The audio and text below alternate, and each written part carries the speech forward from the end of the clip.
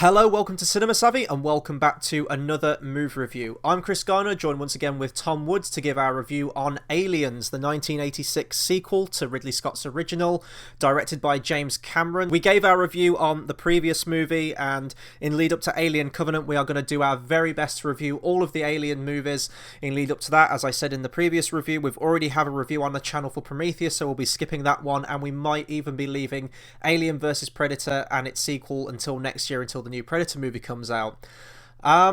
So we began our last review with sort of your thoughts on the original Alien film and how you got into Alien in general. So I'm guessing you saw the original Alien first, and then did you go straight to this one, or did you discover this much later? No, I discovered this much later, and it was only when my dad said how good it was that I kind of went to seek it out, and for the most part, I enjoyed it. It's a very different film to the original Alien, but no, I saw it on his recommendation, and I can't actually remember. I think I bought the DVD. It's not as the first time I watched it wasn't as memorable as when I watched Alien, because I just, for life of me, all I can remember is my dad recommended it, and I sought it out through nefarious means. See, I mean, I bought Alien and Aliens around the same time, and as I said, I first watched these movies relatively really late on, like about 4 years ago. I think I first watched these movies for the first time, and as I said in the last review, this was by far my favourite at the time. I liked the action in it more. James Cameron's you could argue was a fantastic director, especially around this time.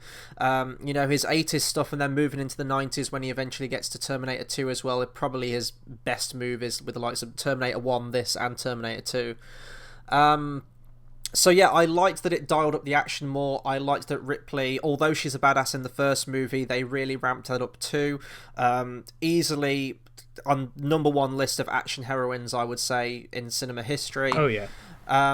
And I like the supporting cast as well, with the likes of Bill Paxton, who was always one of my favourite character actors. He was always memorable in every single film he was in. Michael Biehn as well, who I'd already seen before I saw this film in Terminator. He was just a great actor too around this time. Really naturalistic actor in his delivery. It's kind of a shame that he's sort of dropped off at the map at this point.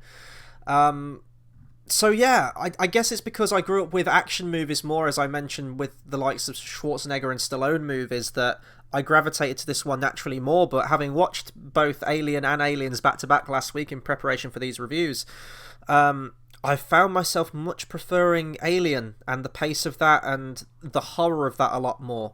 But I think that's unique to James Cameron's franchises of Terminator and this one, in that you can appreciate the first one for being that tense horror film, and also appreciate the sequel for just being an action movie, a sci-fi action movie, and I think he does that very well.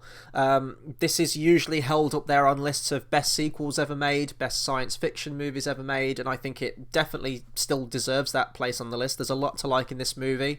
I think my thoughts on it are kind of, it's not as good, or it's not the film I kind of want it to be. Which is fine. I still like it. I still think it's a good film. But I think it was the only sort of like natural progression that this franchise could go, though. Yeah. Because I mean, if you try and capture the lightning in a bottle that was the first Alien movie, you're going to be having the fact of what we've had now, ultimately with Prometheus, and what Alien Covenant looks like it's going to be, in that it just looks like you're remaking the first Alien movie. Like, how many? Like, just have another one xenomorph on another ship with another crew. Like, how would you do it? So I think that the only way to go was going to ultimately their homeworld now, where there's a lot of them. Yeah, I mean, that's kind of originally what I didn't like about it when I first watched it, was that they get mowed down pretty quickly, and oh yeah, they're kind of, it's more swarm. They're more a swarm in this than just a singular menace, which five people couldn't take down one in a huge ship, and about the same amount of guys can just shoot the shit out of them. It just didn't really, it just lost the menace, I think, for me at the time. I see it's a great film in terms of its cheese, and it's sort of 80s aesthetic quality, which is fantastic, and it's got characters that you really really enjoy.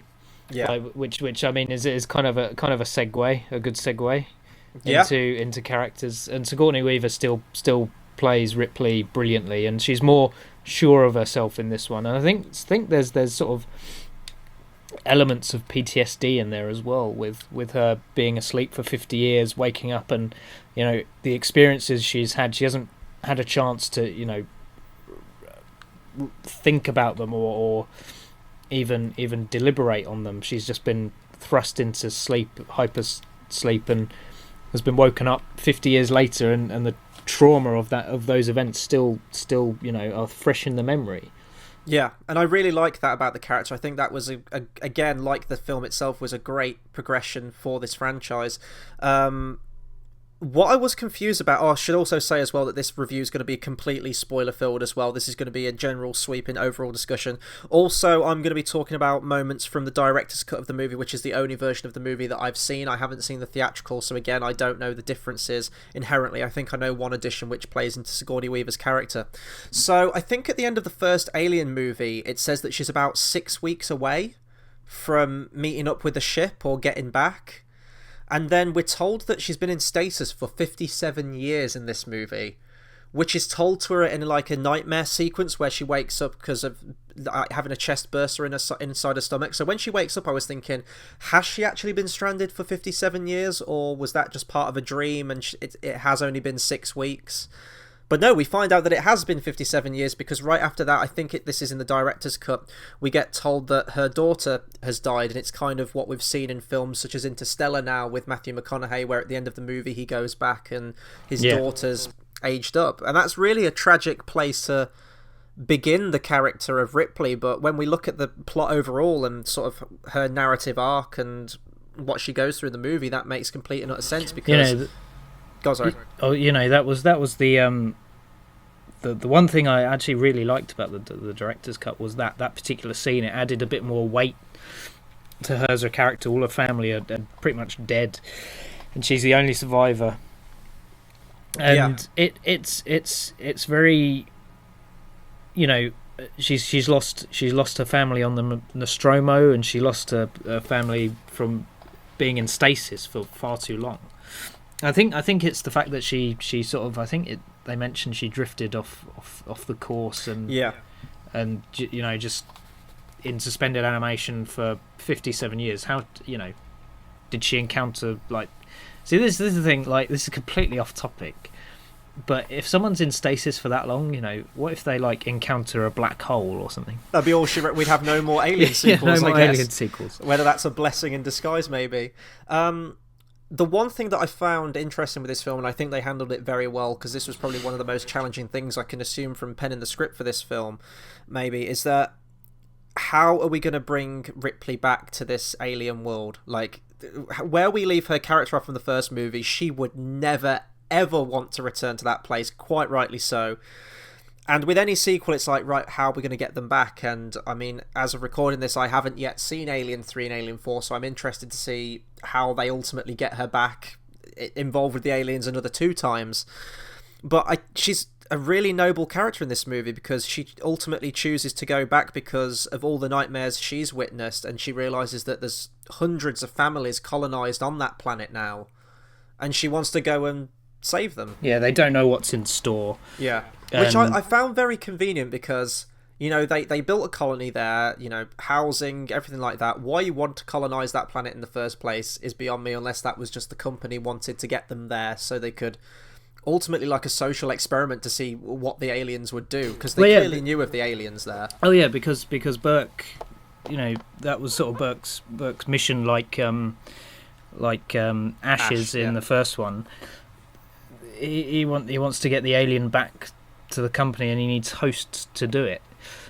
And initially, that I think it was a kind of a ploy, a cover to get people colonizing the planet, and then have them be inhabited by the alien, and then somehow get them into stasis or hypersleep. But I did find it strange how no one had discovered that giant crash-landed horseshoe ship.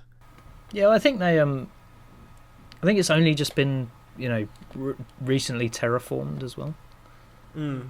Because they just kind of it starts off with Newt's family, doesn't it? With a mum and dad, and I don't know if she has a little brother as well, or an older brother, whatever. And then they just kind of happen upon this crashed ship, and I'm like, is this really the only family that's discovered this? It seems like this is a pretty big landmark in terms of where you're living, but that's just what I picked up. Maybe I need to watch it again. Maybe I missed one of the lines there about it, but yeah, it does seem a bit convenient, but it's to get the plot, it's to get the ball rolling, isn't it? Really, and you're introduced to Newt in that instance rather than having her, and I have no idea how she survived. Like I still they explain it in the film, but I'm just like, what?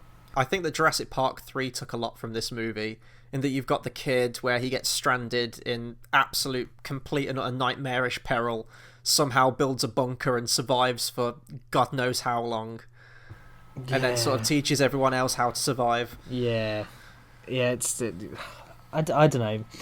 Newt, for me, wasn't... I didn't find her that annoying.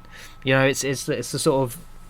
It plays on the daughter dynamic, which I think, in the theatrical cut they ignore that that moment where she finds out her daughter is dead, and they move on with it, but they don't show that in the theatrical cut. That's why I like the director's cut, kind of that scene more, because you find out what happened, and then it makes Ripley's surrogate mother. The surrogate mother figure to Newt is kind of natural. It feels more natural. But I don't know. That's just my sort of interpretation of it. On the flip side, I couldn't stand Newt watching this movie again. Every single... I know she's got to scream because she's a kid and the xenomorphs are scary and trying to kill them, but it's that one scream that feels like only a dog could hear it, and it's hearing range pitch, or like a dolphin or something. It was completely irritating. Every single second this kid gets to scream, she takes it, and I couldn't stand it. I just wanted a xenomorph to just throw a face hugger on her or something like that. And I will talk about the face huggers as well as this scene where they get locked in the med bay, and all the cameras are closed off and they're locked in there with a face hugger, and this thing is completely nerfed down from what it was in the first movie. Like, it has ample time to strike at them. It doesn't take it. It's it's wrapping around them. It seemed like it almost had like a vice grip in the first movie. Like, they couldn't even they were putting pliers on it and scissors and trying to cut it off, and they just couldn't do it. Whereas in this movie, it's just like they kind of throw it off someone's face really easily when the plot requires them to. Yeah. And I think that goes along with what you were saying about the xenomorphs themselves, in that they do kind of get mowed down incredibly easily in this movie. But then again, there is a line in the movie where they say that they've got the top of the range plasma rifles and all manner of weaponry, which we know that the crew didn't have in the original Nostromo, because they were ultimately just workers and wouldn't have any need to carry that amount of weapons. Yeah, but just mining equipment. Yeah, well, that's what they did have to use, wasn't it, ultimately? But I don't know. I still think the menace is gone. It feels like I'm bashing the film too much. I actually do like it. Yeah, same. Contrary to what I might say, but it's just certain things didn't sort of rubbed me the wrong way with it. And there's definitely clearly a different directorial style with this, with James Cameron. Again, it feels like I'm bashing it now again when I say this. It's definitely a James Cameron screenplay. What I found watching this movie again is that, I liked the soldiers towards the end. I love Bill Paxton in pretty much everything he's in. But it's so oorah, America, gung-ho. And I think that was probably the intention, actually, because I was reading about the film before, and that a lot of the inspiration for the tone of the movie and making it almost like a war film was influenced a lot by the Vietnam War, and that you could argue that they go in completely enthusiastic, underestimating the enemy completely, and then when they actually get on the enemy's own soil and they realise that they're completely outnumbered, that's when they panic and start to break down. Yeah. Which is an interesting concept, but they are such stock characters at the beginning of this film. Well, the dialogue is so machismo. Yeah, but I see that's what I kind of like about it. The banter is good, actually, for the most part, between Vasquez and Bill Paxton's character, which I can't remember the name of for the life of me. It's Private Hudson. Hudson, that's it. That's it. It's like, hush your mouth, Private Hudson. He's just like back talking to the lieutenant. I mean, James Cameron does know how to write, banterous dialogue. I think, and Vasquez is easily one of my favourite characters in it. Next to Ripley and Hudson, actually probably Hicks is my favourite. He's just sort of the stoic man in charge, and he's likeable. Michael Biehn, plays him really, really well, really well.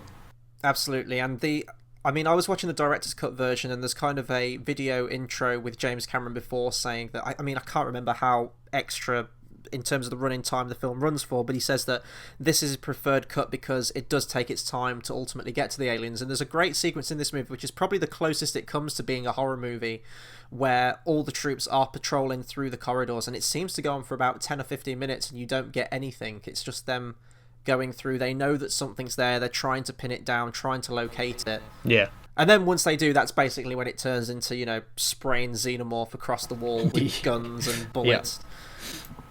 What else could I talk about this movie? The soundtrack. I kind of almost forgot to talk about the soundtrack in our first review for Aliens, but James Horner absolutely deserves a mention. He's one of my favourite composers. He may actually be my favourite composer. And this is a very different score compared to a lot of his other ones, because he's revered for having incredibly emotional and sweeping scores. This is like full-on action movie score. It is so much more bombastic, and it's probably my preferred out of the two. Sort of like in with James Cameron movies, I always tend to prefer the very first one rather than the sequel. And I mean, Terminator 2 is miles superior to Terminator 1, but I just prefer the first one. So I think the soundtrack in this is brilliant, like the soundtrack in Terminator 2 as well. It's probably better than the first one, I think. Yeah. It's so good. I will listen to this all day. It is so good. And you were actually playing a track before we record. Yeah. What was it called? Bishop's Countdown? Bishop's Countdown is if you're gonna listen to if you want to know what the soundtrack is like, that is the one track you need to listen to in order to know just how the score is, or how the score is conducted. And I mean, that just completely carries over into the tone. James Horner, fantastic composer, sorely missed. I can't remember when he died. Must be a good few years ago now, but I really miss his scores now. What else can we talk about? Okay, the practical effects in this movie. We've bashed this movie enough. Now we're getting into the positives, and the practical effects in this film are absolutely jaw-droppingly incredible. After watching this movie again, I can safely say that the alien queen in her hive, almost with all the eggs, is without a doubt one of the most impressive practical effects I've ever seen in a movie.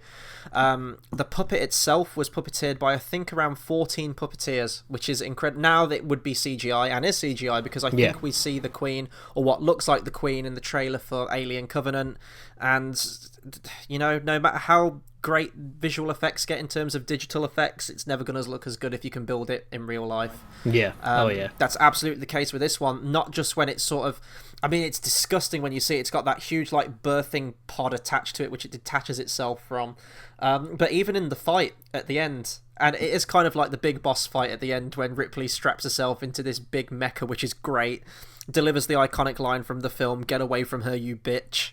And then she kind of has this slanging match with the alien, but you could tell that they had way more of a bigger budget in this movie, to the fact that they could do that. The first movie we talked about, that Ridley Scott kept it very much in shadows, which played to the tone of that movie, but this is kind of a, you've got to show it. You've just got to go all in with it. Yeah, well, I think this was what had about 10 million more than the first one. Yeah, I think it was about 18 or something. Yeah, between 17 and 18, I think, yeah. And it's just, the budget reflects the quality, I think, because the bigger budget means they can do much more with their special effects. Mm-hmm. And boy, do they put those special effects to good use it's it's so. I mean, like you said, if you can do it practically, it looks so much better. And this is what kind of breaks my heart now when I see what James Cameron's ultimately become with the likes of Avatar. I mean, I've said it before, I didn't like Avatar. It's not a horrendously awful movie, it's just such a stock, cliched story I've seen told a million times better in other movies. Yeah. But the fact that it's all done in a computer, and there was an interview with him recently, which, it was like the Padme moment, like, I don't know you anymore, you're breaking my heart. He said something... When he talked about like digital versus practical, he said, well, what is real life? What is something in real life? I mean, what you perceive in a film, like a rainy night in a city is actually like a parking lot in broad daylight in LA. Like, it's all dressed to look like that. And I'm like, yes, but you're missing the point entirely. Like, something that's real is something that's tangible, that you feel like you could be a part of. You could immerse yourself in that scene. It's a real puppet, whether it be an alien or whatever it happens to be, real weapons, real surroundings, a set. Yeah. Whereas in digital, everything just looks completely fake. And I don't want to go into like that whole debacle. Yeah. That's just kind of what James Cameron does now, ultimately, with Avatar 2, 3, 4, and I think 5 on the horizon. I really want to see him go back to the days of movies like this. And I don't think I'm ever going to get that. He was such a pioneer at his time. It's just a shame to see how far he's fallen. Because I mean, I still think one of the crowning achievements of his filmography is The Abyss. Yes, yeah. That is a fantastic, and that's much more Alien. That's much more the first Alien. They're all in isolation. It's you don't know what's lurking beneath, or what's lurking around the corner, stuff like that, which makes it scary. I know it's not technically a horror film, but it does have a few horror elements. Yeah. And I think this majorly, this is kind of and I'll go back to this point. It's not the film I wanted it to be. And this is kind of what I'll say to anyone. It's just it loses the horror elements for a more bombastic style. Yeah. Which doesn't. And I think that's well. A tone that really they kind of adopt for every other Alien movie after this. As I said, I haven't seen Alien 3 and 4, so I might be mistaken in that regard, but to my knowledge, I think they pretty much dwell on action. No, I mean, Alien 3 was the quote unquote director's cut, because David Fincher didn't want anything to do with the film after its release, because he'd had enough of Fox. It was his first feature as well, and he just got fucked over on it. But the quote unquote director's cut is more methodical and much more in line with the original film's its pace. Yeah. And this does have a slow build up, but when you do get to the action, boy, do you get to the action. It is just set piece after set piece after set piece, which is perfectly fine. I am not saying that is an awful thing, but it's just not what I really wanted from an Alien film. Yeah, it's kind of like what you were saying about Terminator. I think it completely depends on what you're going into the film expecting, and what your preferred genre of film is. If you prefer a slow burn horror film, thriller in space, watch the first one. If you want to see a space action film with lots of shooting and aliens left, right and centre, watch the sequel. And I think there's something in both to enjoy. I don't hate Aliens, I like it. I still think it is one of the best sequels out there, one of the best sci-fi films. Nothing about my opinion has changed in that regard, but after watching the first one, that is my more preferred movie of the two. What I will say is, though, I mean, I talked about this in the first review, how I guess the theme between, or the relationship between Ridley and the xenomorph itself was about survival, and, they both had the same survival instinct in them. In this one, I'd say it's more a maternal instinct, and probably my favourite scene in the entire film is where she goes to rescue Newt, and she goes to the hive of the eggs. Yes. And the Queen, they kind of lock eyes at each other, and which is a very interesting term, because I don't think the xenomorphs actually have eyes, but they look at each other, and you can see that mutual motherly respect for each other. Like, I've come for my kid, I'm going to walk out of here, you're going to let both of us go, and I'll leave you alive and your children. And there's no dialogue or anything, it's completely just done in the acting, and the puppetry with the animatronic as well. That's my favourite scene in the film. And then, of course, it all goes to shit when she realizes she's about to be ambushed, and then that leads us into the ending. Yeah. But I like that theme between the two, and especially introducing the scene that we talked about in the director's cut, which gives a bit more of a backstory and influence to Sigourney Weaver's character in terms of that motherly role throughout this film. Yes. I thought that was a really nice touch. Yes. Well, no, I think kind of as well. Her character is just I think more not more developed, but it has more. There's more meat to her character, or there's more to her character than what we saw in the first one. I mean, it's like Sarah Connor, really, isn't it, in Terminator? Her dislike for androids. Yes, we'll talk about that now. Is in the forefront, and she comes to accept, or she comes to really depend on Bishop in the film, Lance Henriksen. And the dynamic there is really nice to sort of watch it develop from pure hate and disdain to appreciation, because he's not Ash. He's completely different. Yeah, he's more human than Ash. I would say. And she sees that he is still working for the company, as Ash very much was. So, and she almost chalks up her thoughts on the android race as much as she does for the xenomorph race. Like, it's just nothing but pure hate for everything. And then when she discovers that he is a completely different person, and he does try to save them, and he is very selfless all the way through to the end, I love that change in her. And again, looking at Terminator, it's very similar in that Linda Hamilton's character, Sarah Connor, hates machines because she had a bad experience with them in the first one, and she sees the new Arnold Schwarzenegger model as exactly the same. She thinks it's the same person because he looks the same, he kind of acts the same in terms of his speech and everything like that, and she doesn't trust robots, but by the end of the movie she does. So it's a similar, similar the whole plot motherly points. thing in that as well with Sarah Connor and John Connor. So it's interesting. I think these would be a good double feature, actually, Aliens and Terminator 2, because there's a lot of similarities between the two. I think they have similar themes in them and similar ideas. But I'm trying to think if there's anything else I can talk about in Aliens. I think we've pretty much covered everything. Yeah, it ends pretty much the same as the first one, and there's that mystery, that wonder as to what's gonna happen next. Mm-hmm. And yeah, I think it is a good movie, but I do have my reservations on it, and I don't think it's as good a film as the original was, or the first Alien film. I think it does have its flaws, and they're flaws that I can look past and enjoy it as a spectacle, and bombastic action and stuff like this. But I think the horror elements are completely gone in this, and I don't think it really works as a horror film. It is very much an action movie, which is fine. It's the 80s. It was the 80s. It was the boom of the action film. Yeah, I'll completely agree with all of your points there. There is still a lot to like in this. We get a lot more with the aliens, whether you think that's a good thing or a bad thing. The practical effects are still absolutely on point. The action's shot fantastically, and I do think it is one of the best movies of the 80s, one of the best sequels. I still stand by that.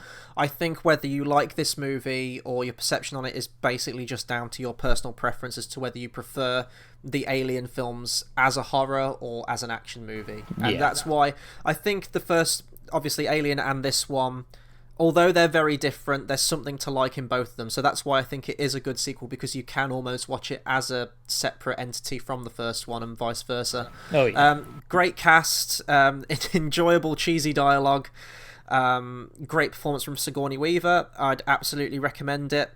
So this is uncharted territory for me now, because, as I said, I haven't seen Alien 3. Yeah. So, I've heard mixed things on Alien 3 and especially on Alien 4, so that's going to be a very interesting viewing experience. I don't think... Actually, no, I'll save it. I don't want to spoil my opinion for it. Okay. So yeah, that'll do it for our review on Aliens. Be sure to comment, subscribe, and let us know what you thought of this movie. Which do you prefer out of Alien and Aliens? Is this your favourite one of the franchise? Anything you like, please do drop us a comment. A lot more coming up on the channel. We'll have more movie reviews this week. At the weekend, we'll have a review for Alien Covenant, which has given us a deadline to get all these Alien reviews out. Until then, there'll be more trailer reactions from me as and when trailers come out as well. So hit that subscribe button. Also hit that bell icon at the side so you get a notification every time we bring out something new. A lot of new show ideas coming out in the channel in the next few weeks, so do stick around. And until the next video, we'll see you guys next time. Thanks for listening.